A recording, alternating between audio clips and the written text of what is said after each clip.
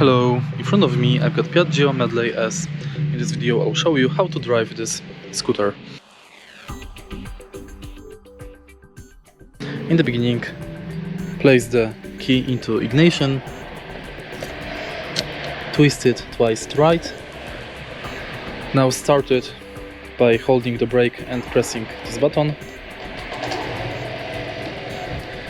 Thanks to tilting this handle, you can accelerate, pull this handle to brake, and also you can pull this handle to brake.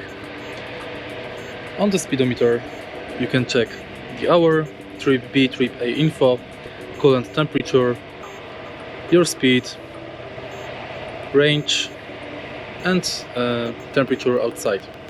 Also right here we got high beam